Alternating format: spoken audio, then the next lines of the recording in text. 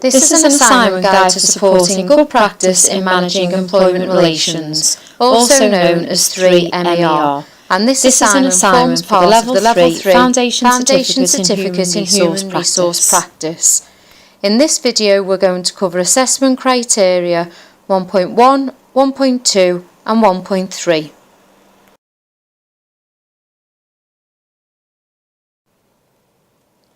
Assessment criteria 1.1 asks you to include two internal factors that impact the start of the employment relationship. Some of these factors could include HR practices and indeed a combination of them or the adoption of different HR practices will make you feel differently at the start of the employment relationship. The informal workplace climate or the culture of the organisation is something that you will feel and encounter during the selection activities if these are hosted in the organisation. Even if you don't attend the organisation for the selection activities, the culture is something that you will feel and experience on your first day or during the induction process. The budget available for recruitment and selection processes will determine where the roles are advertised and maybe where the selection activities are held. The budget available for labour costs could impact on the number of positions being advertised and potentially filled at the same time as your own role, or individually it could impact on the rate of pay that's being offered for your job. The amount of positions to be filled could also impact at the start of the employment relationship, as if the organisation needs to recruit and select a lot or many people, then they may opt to hold an assessment centre, and that could determine how you feel about the organisation. The level of specialism required for the role is likely to have an impact at the start of the employment relationship. If you hold talents that are rare or if there is a shortage of the talents that you hold, it's likely that you are going to be treated in a much more positively way, or you may be offered an improved rate of pay. The timescale allocated to the recruitment and selection processes can also impact the way you feel. The company's approach to induction can vary greatly, and this can impact you at the start of the employment relationship. Examples of this could be that the company may hold a very formal induction process, or they may take a very informal approach. They may do a joint induction process where you meet people from other departments of the organisation, or it may be a really tailored induction process that's tailor-made for you.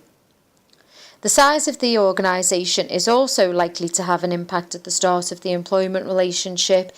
If you join a large organisation, your processes and activities that you feel at the start of the employment relationship are likely to feel more impersonal than if you join a small organisation where you're the only new starter, and then the personal one-to-one service that you receive is likely to make you feel differently about the start of the employment relationship.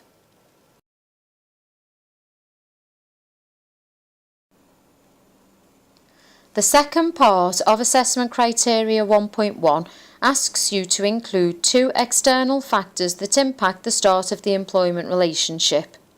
Some external factors could include social factors, for example, the ageing population, skill shortages and immigration. The combination of the ageing population and skill shortages within the UK could mean that you find yourself in possession of a skill which is in short supply within this country. If this is the case, you are much more likely to be treated favourably by the organisation and may improve your negotiating position in terms of start date, working hours, or indeed help to drive up the rate of pay. Technological factors could include the widened use of social media and the use of self-service systems. This could help to speed up the response rates within the recruitment and selection processes. Legislative factors could include civil law, which determine the contracts and duty of care. It would include employment protection rights such as dismissal and discrimination, and other statutory legislation would include working time regulations, determining the hours that you are able to work, national minimum wage, which determines the pay rates, Data Protection Act, which determines the amount of information that's held on you or your access to that information, health and safety, and also the Equality Act, which again gives you extra coverage in terms of discrimination.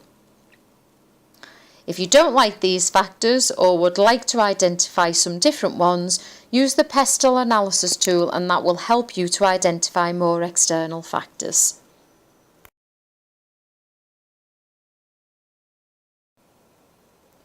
Assessment Criteria 1.2 asks you to state 3 different types of employment status. The legal status of an individual is important for the purposes of determining the statutory protection that's given to that individual in the workplace, and the 3 different types of employment status are described as an employee who will be entitled to a full range of statutory employment rights, a worker who enjoys a limited range of those statutory employment rights in comparison to an employee, or someone who is self-employed who is not entitled to those statutory employment rights but can receive certain tax benefits.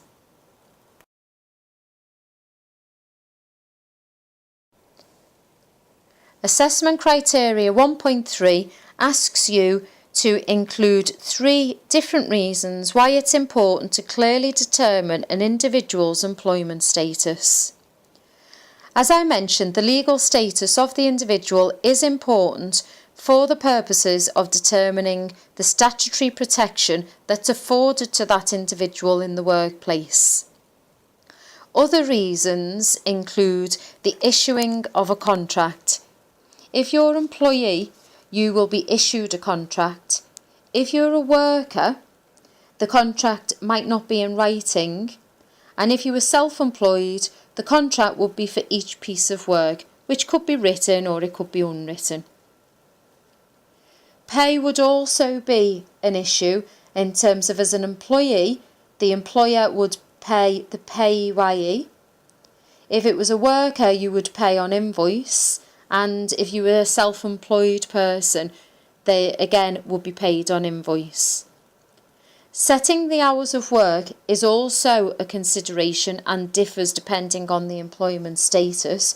For example, as an employer, you would set the employee's hours of work. As a worker, the employee or the employer might set out the hours of work. However, a self-employed person would determine their own working hours. As already mentioned, the employment rights would differ depending on whether you were an employee, a worker, or a self-employed person. The use of company equipment might differ, as in an employee and a worker may use the company's equipment. However, a self-employed person usually provides their own equipment. And coverage in terms of disciplinary and grievance procedures, if you were an employee, you would apply and be subject to the disciplinary procedures. However, if you were a worker, you may only need to respond to some complaints, whereas a self-employed person would need to be prepared to respond to complaints, but they would not be subject to disciplinary procedures. This covers the assessment criteria 1.1, 1.2 and 1.3. Watch the next videos for assessment criteria 2.1 onwards.